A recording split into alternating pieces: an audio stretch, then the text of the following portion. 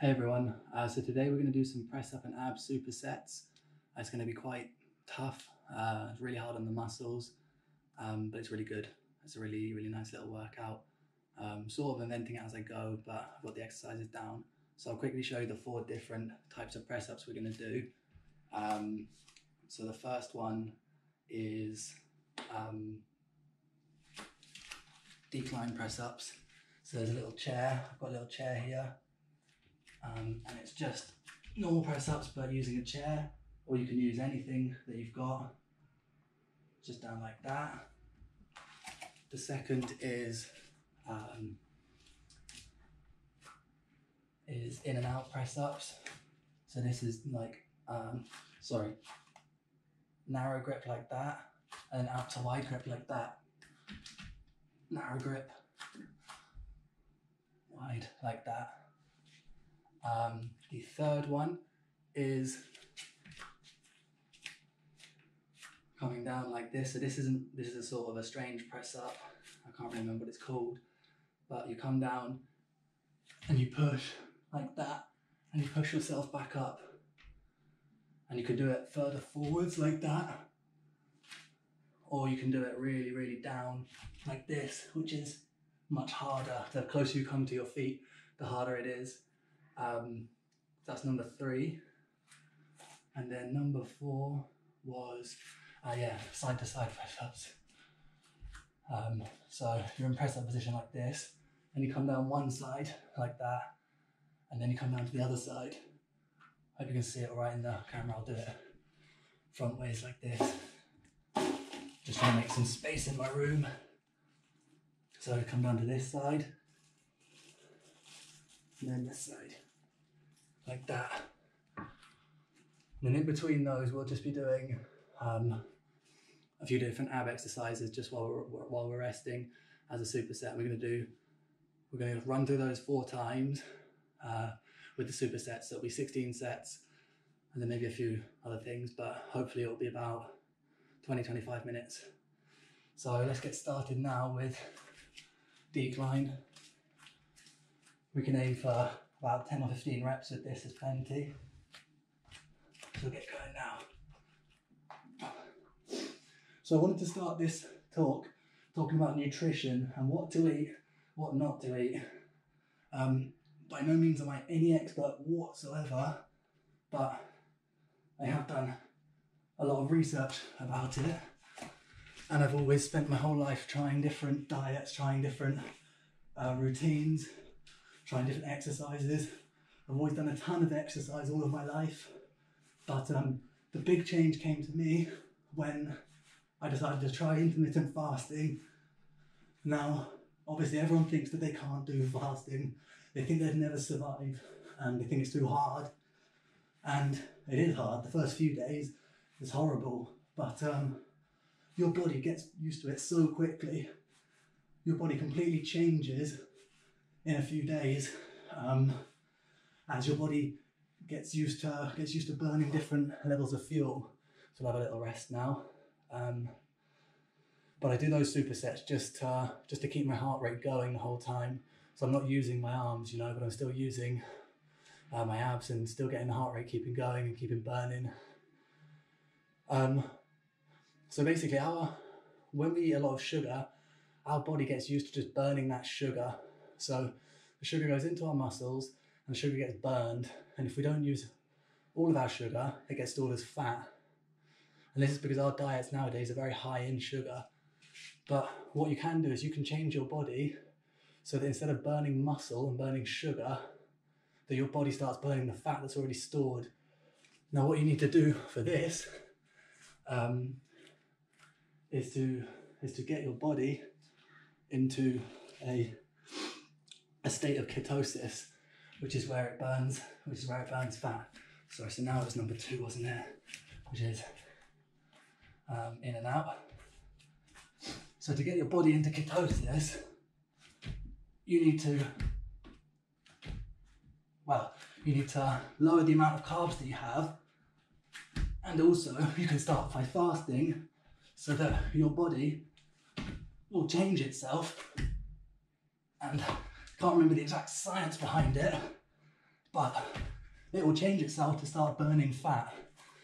And you can literally tell when this is happening because the breakdown of fat, causes a breakdown in ketones. I'm not quite sure what they are, but what it does is it causes this weird taste in your mouth. It tastes kind of almost sweet. It's a very weird taste, and so especially when you wake up overnight, it's the exact same as when you wake up in the morning and you have morning breath. It's that weird taste like that, and that's when you can tell your body's in ketosis, which is a great state to be in, because your body is burning all your excess fat instead of burning the muscle which you need to survive. So we as humans, most of us are addicted to sugar.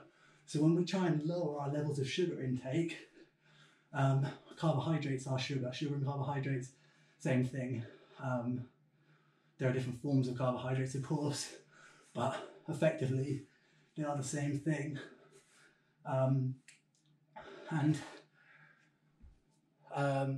Yeah, we're so used to eating all of these different sugars non-stop that when we try and stop, we get withdrawal symptoms because sugar is physically addictive. It's the biggest cause of diabetes, it's the biggest cause of a lot of different illnesses, and it's hard to give up. It's very hard to give up because you start to get headaches, you start to get mood swings, irritability, you can't sleep. This lasts for 3 or 4 days, but you get used to it. So what I do, there are various different types of intermittent fasting,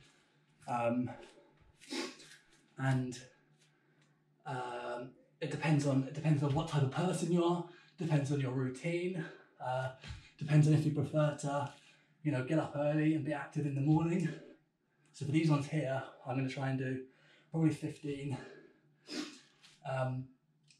So for me personally, I go to bed quite late and I get up quite late. So for me, it's best for me to skip breakfast. And so what I do is I eat within an 8-hour period of time.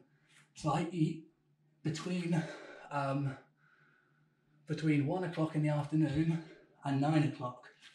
And after that I don't eat. So you get 16 hours of fasting where your body will be there trying to break down the fat that you've got inside of you after you've started in ketosis.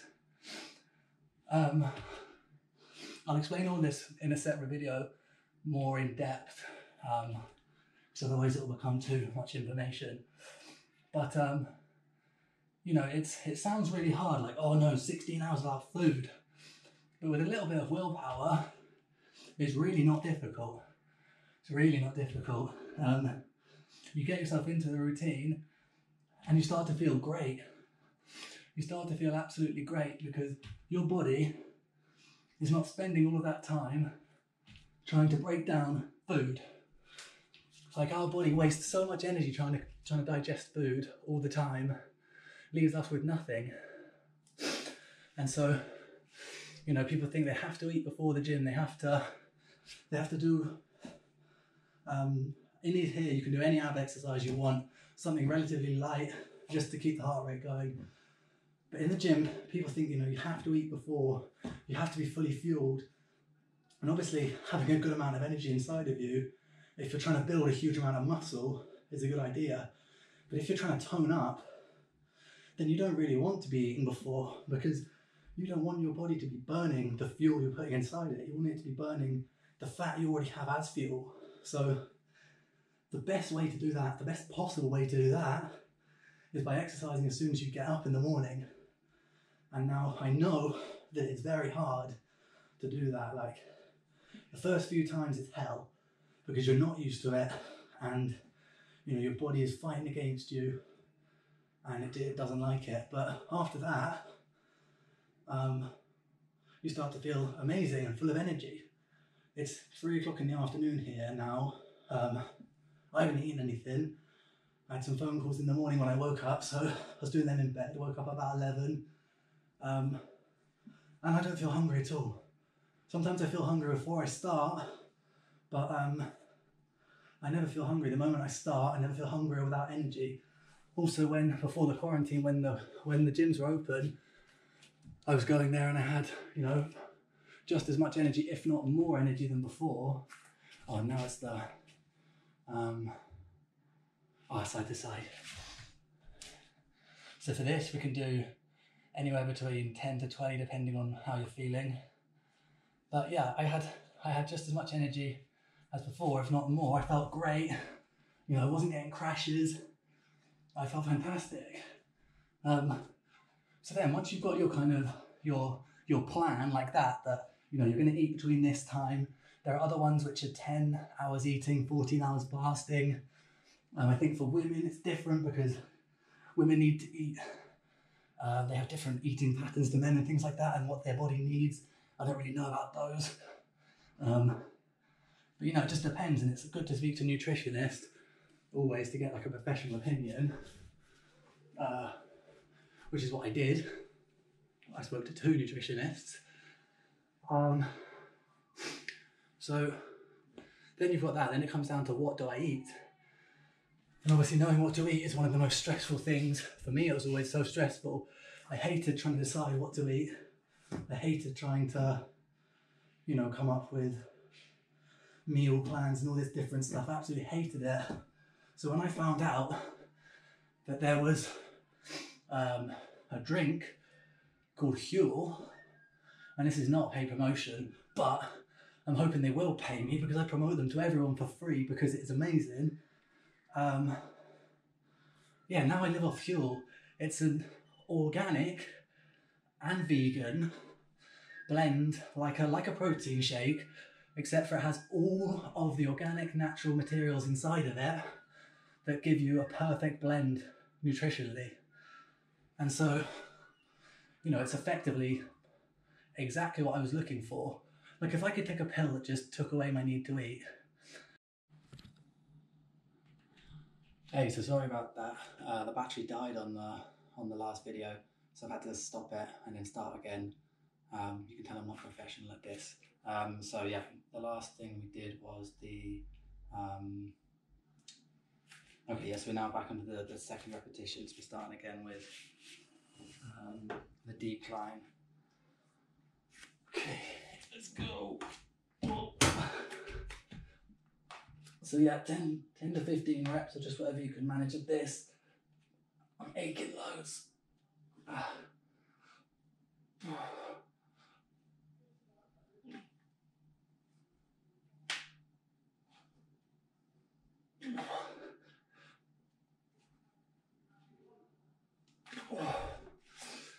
Yeah, I've had a bad shoulder for many years and it hurts quite a lot sometimes, so I try and stretch it out. So yeah, last time I was talking about Huel, wasn't I? So Huel has changed my life. It's literally what I've been looking for. A powder that I can make into effectively just a little shake that I can eat whenever I want. I'll face this way so I'm close to the mic. That I can have whenever I want, and it gives me a perfect blend of nutrients. So some science people, some nutritionists have developed this to be high in fat, which I know you're going to think, you know, that's bad, high in fat, but that's wrong. Fat is not bad for you. Saturated fat is bad for you. Trans fats are bad for you. Basically, anything that you think is bad for you, you know, lots of different deep fried things, and you know, chocolate bars, different things like that. Anything that has trans fats in it is very bad for you. Normal healthy fats, fats from nuts, fats from fishes, fats from avocado, even fats from things like butter are not actually that bad for you, as long as you have them as part of a balanced diet. So it's high in fat, it's high in protein, it's high in fibre, and it's comparatively low in carbohydrates. So what you do by, so now we're going on to the inside outside ones. So what you do by lowering your carbohydrate, you start to force your body to burn your fat stores instead of your carbohydrate stores. We've got used to now, like I've been saying, burning sugar as energy. So we fuel ourselves with sugar, and then we burn that sugar, and then we run out of energy, and we start to crash, and we have no energy left. That's because our bodies are used to burning sugar as our method of fuel. I'm just doing a bit of plank now. And so sugar is stored in the liver, and sugar is converted, or sugar flows in your blood and is used as energy in your muscles. Glucose is used to fuel your muscles. And so what you can do by changing your diet to a high fat, high protein diet, you can put your body into what's known as ketosis,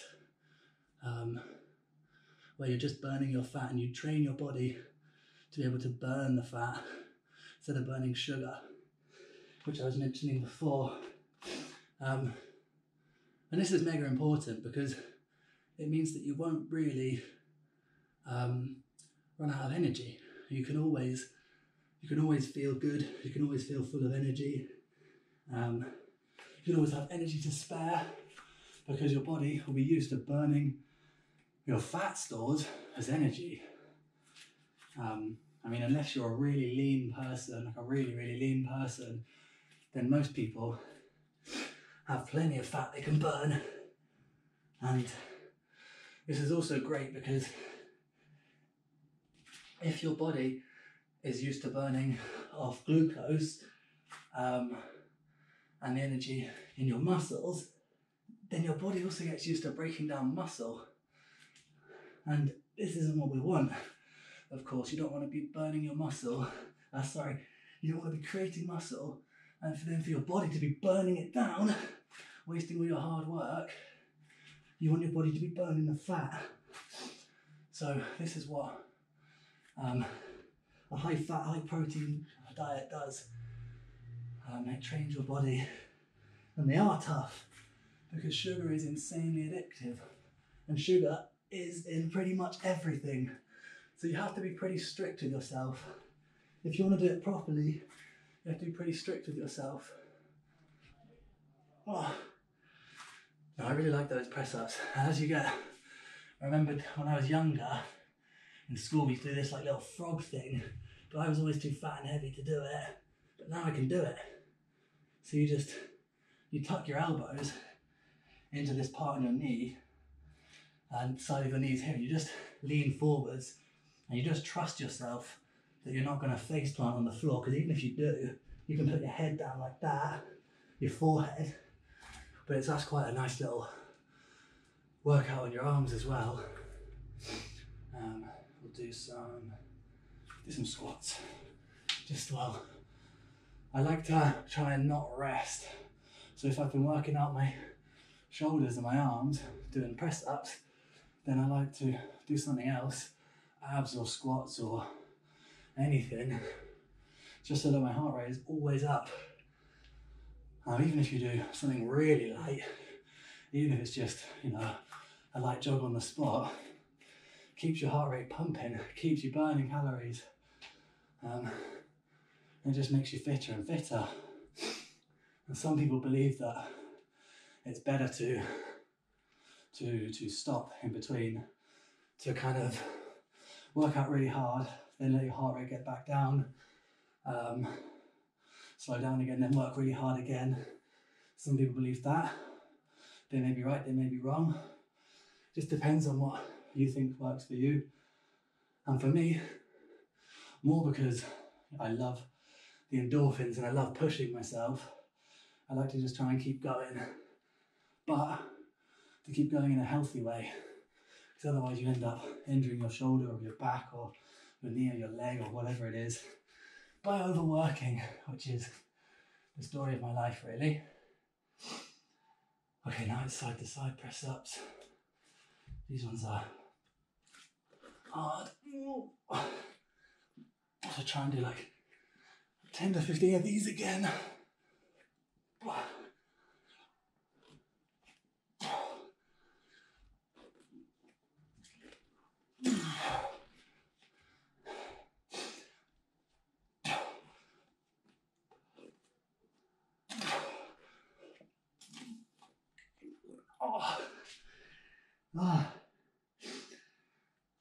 It's real hard.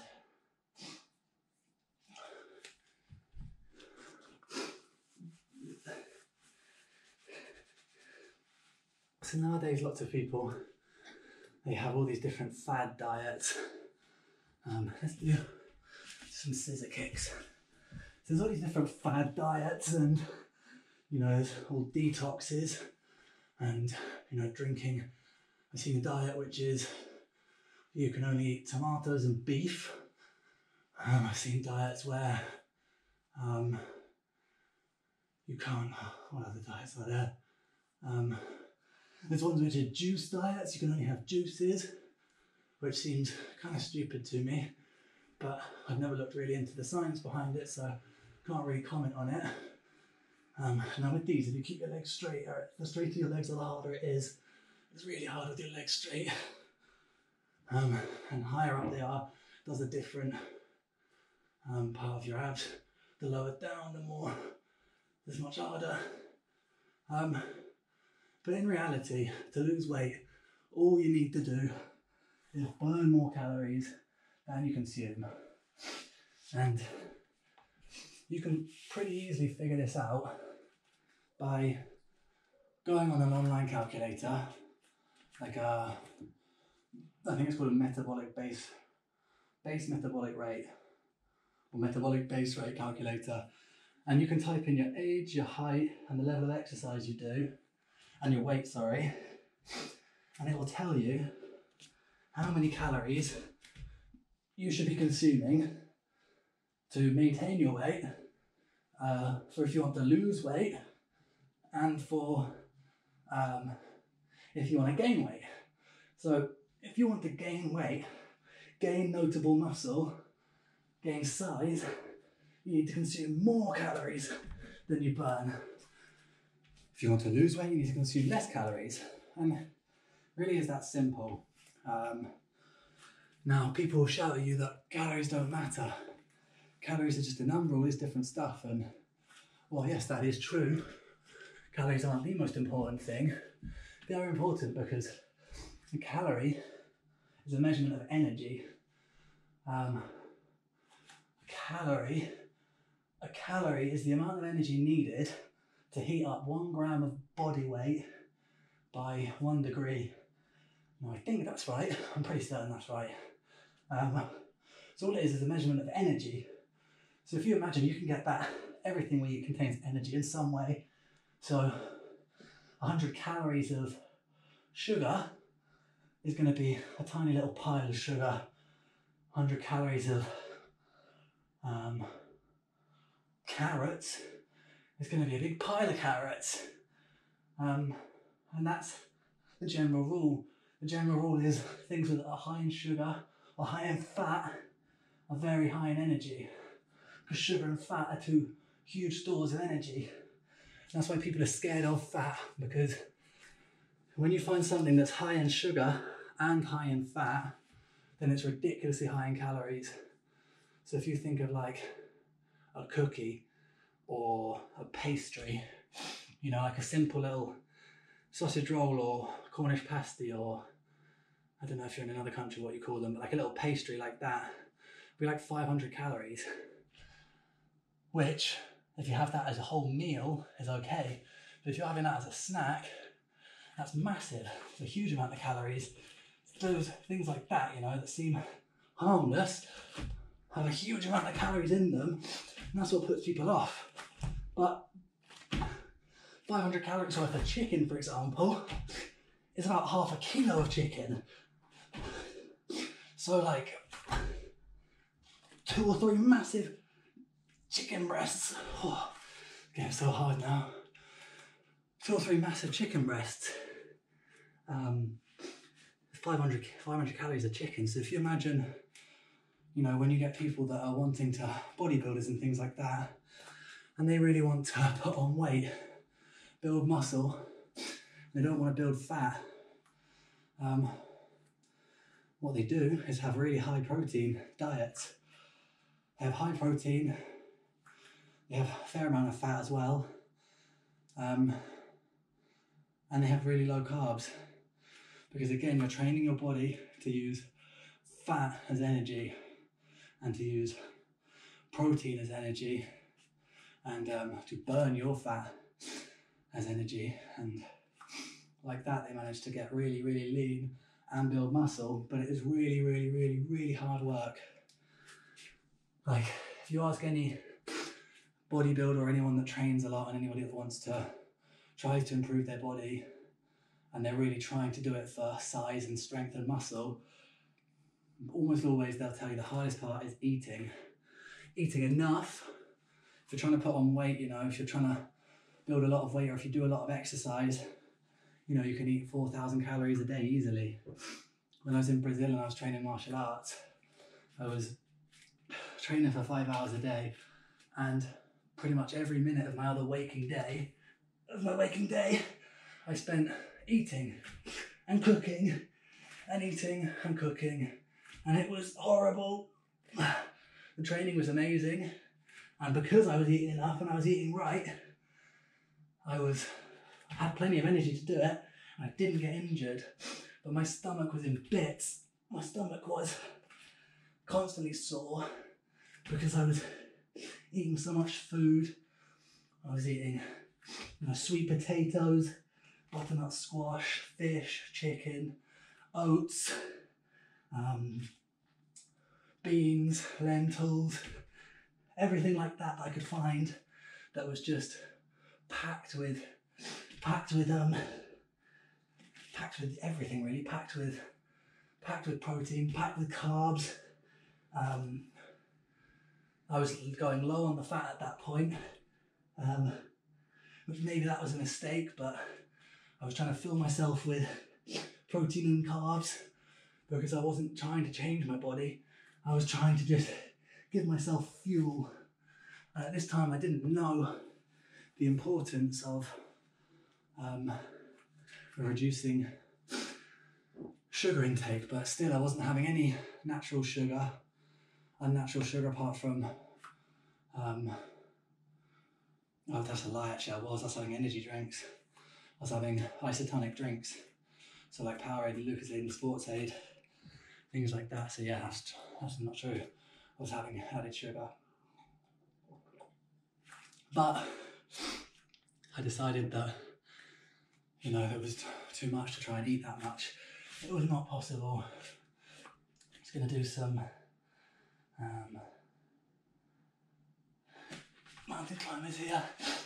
So that was an experience, trying to live that diet and do that amount of exercise and really eat and train like a professional, really, like someone who was doing that for a career. And I did that I trained for 5 hours a day for about a month, and then I trained a bit less than that. Then the other 3 weeks I was doing jiu-jitsu for an hour and a half a day and kite surfing, kiteboarding for 2 hours a day. So I was constantly exercising, and I lost a ton of weight. Well, actually it's not true. I gained weight, but I completely transformed my body. I started at 98 kilos. I dropped down a bit at first, and then I went back up. When I finished it, I was 100 kilos, and I'd never felt so strong in my life. I wasn't toned, but I was just big. So I'm like 82 kilos now at the moment. I've shedded loads of weight just to try and change my body as much as possible. In one of my other videos, I've got like a transformation photo, just as I decided I wanted to do different workout videos and talk about my different experiences and all the diets I've tried and all the exercise plans I've tried. and all of the different stuff I've tried. And I decided that, you know, to get credibility, I had to show that I know, well, I had to show that I've done it, you know. So I have before and after photos of when I've gone from being fat to being really thin to then being really big and muscly and looking, you know, that was probably my favourite body type, because I was just 100 kilos and I felt like an absolute tank. I felt so strong just walking along. And like, for example, now I'm 82 kilos and I can probably do about 60 press ups and I get really tired. But back then I was 100 kilos and I was doing that easily.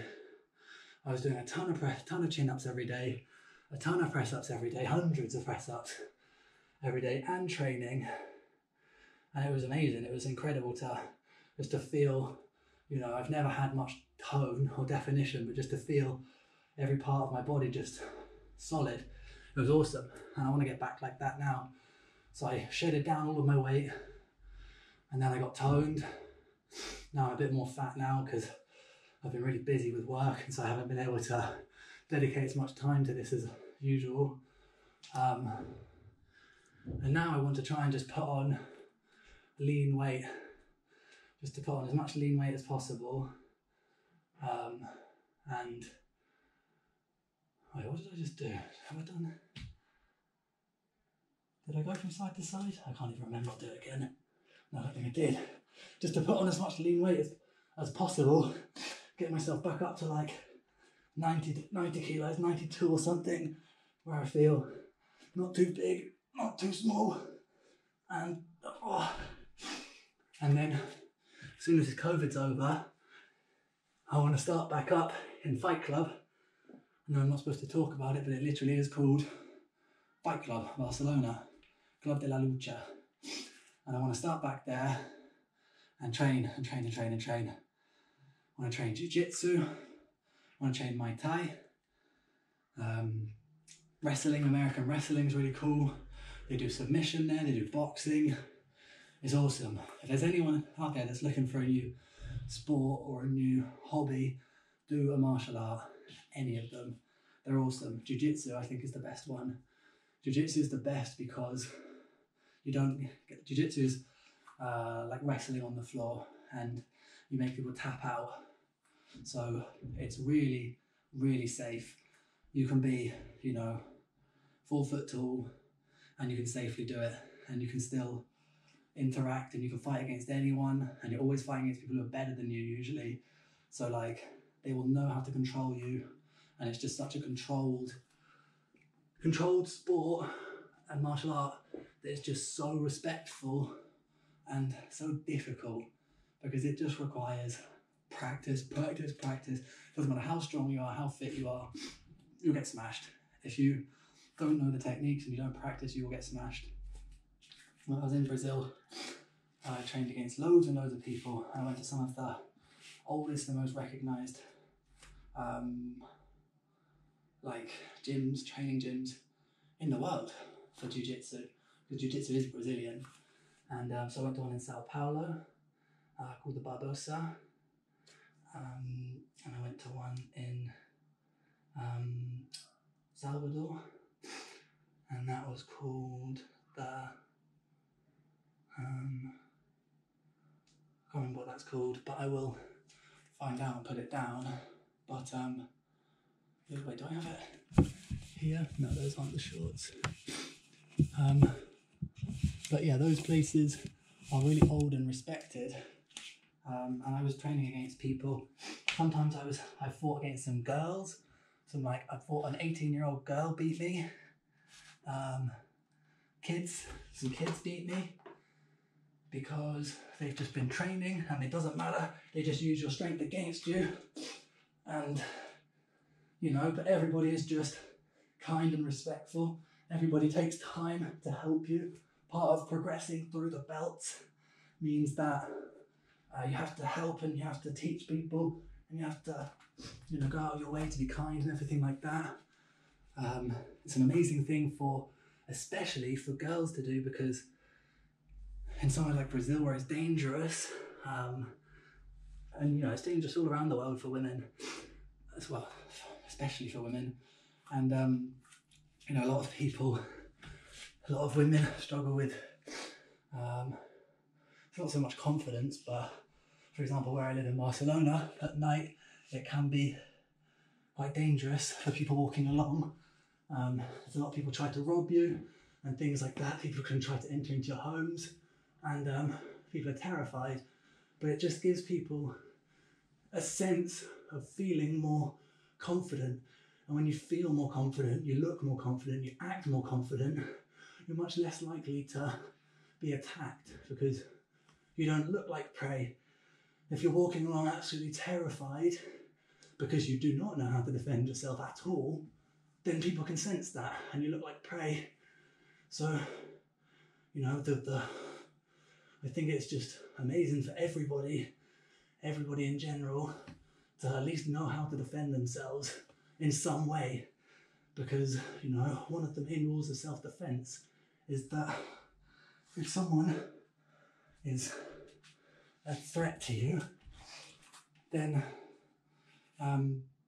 they pull a weapon on you, they're a threat to you, give them what you want. But, just knowing how to defend yourself, but giving it over, when they ask you, it's quite a powerful thing, I think. Like giving in to someone. When you're on the floor and you tap into someone, you've been defeated, but you haven't really, because you've just accepted. It's quite humbling. You've just accepted someone is better than you. They've won. You don't need to fight to the death. There's people, one of the best ways to make someone choke out is by make someone tap out, is literally by choking them. And there will be people there, or by arm locking or leg locking them, and there'll be people there who will not give in. And in these gyms I didn't see any examples of this, but I know people who have tried it, and they're the real stubborn type of people who will not quit, and they end up breaking bones. One of my friends, he was doing wrestling and he wouldn't tap out, and he snapped his knee, because the moves that they're doing to you, they will break your arm, they will break your leg, they will choke you out, and you have to tap out to end the fight. And if you don't do that, something will get broken. But that's the beauty of it, because you can train at any strength, any fitness level, any skill level, and if you're feeling that you've got a sore shoulder or something like that, and you're in training and someone starts squeezing your shoulder, you can just tap out, and the fight's over, you start again, and it doesn't matter. It makes no difference. It gives you a totally new perspective on winning and losing.